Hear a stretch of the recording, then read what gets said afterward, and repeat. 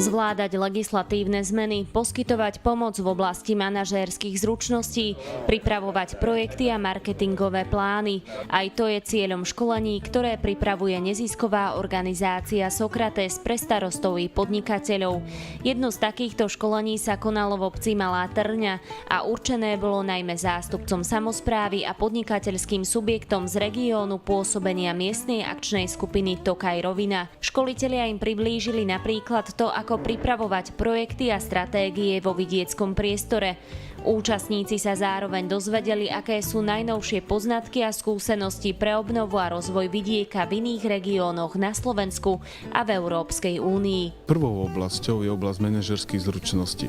Starostovia, podnikatelia v tejto lokalite potrebujú nové zručnosti, aby zvládli súčasný stav, ktorý je v rámci podnikateľského prostredia a v rámci prostredia samospráv. Druhou takou oblasťou, ktorou my chceme naozaj to riešiť, je skutočnosť, že strašne veľa projektov, ktoré obce zavádzajú, potrebujú odborné vedenie.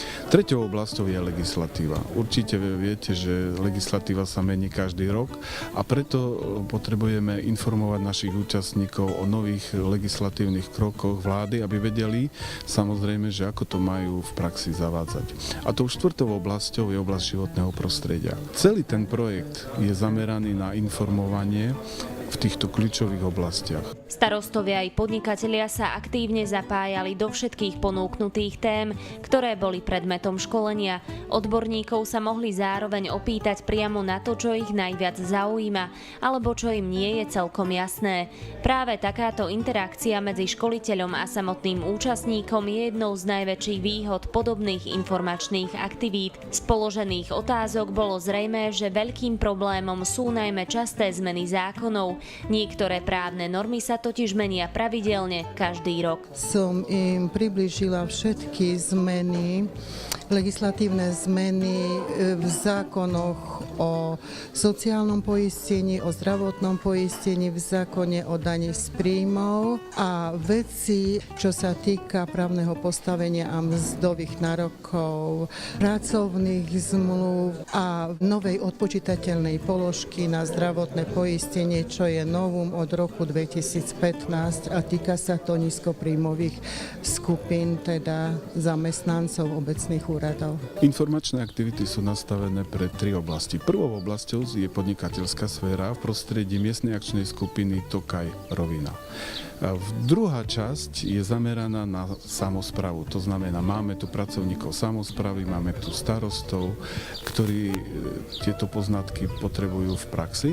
A treťou oblasťou sú ľudia z tejto oblasti miestnej akčnej skupiny, ktorí potrebujú sa vzdelávať v týchto činnostiach, aby to mohli využiť v rámci tohto územia. Cieľom týchto školení je, aby sa vďaka informovanosti starostov či podnikateľov zvyšovala úroveň kvality života na vidieku a zabezpečoval sa trvalý rozvoj v týchto oblastiach.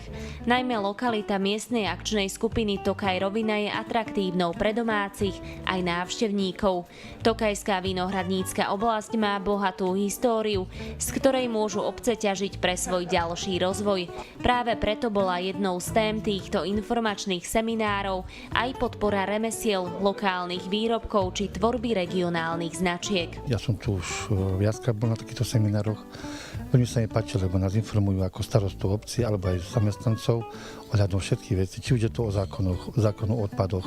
Ja som veľmi rád, že máme takúto organizáciu, ktorá nám pomáha v týchto veciach, lebo nepostačuje starosta, že by sa naučil všetky zákony a všetky veci, že by, aké sa ich aj naučí, že by to vedel ako teoreticky, prax je celkom trošku od toho odlišná a predsa tí školitelia majú na to svoj nejaký ten spôsob, systém, takže ja ho tie veľmi vynikajúco.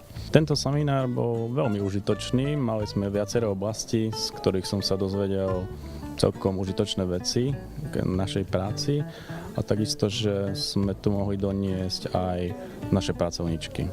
Všetko to, čo sme sa tu na dnes dozvedeli, je veľkým prínosom a pre každú, ja si myslím, že každú miestnu samosprávu. Témy, ktoré tu boli predložené, tak tie môžeme rozvíjať a môžeme sa chytať čohokoľvek a v podstate tým pádom sa rozšíri naša činnosť. Veľa informácií som sa dozvedel, ja osobne aspoň veľa som z toho odniesol.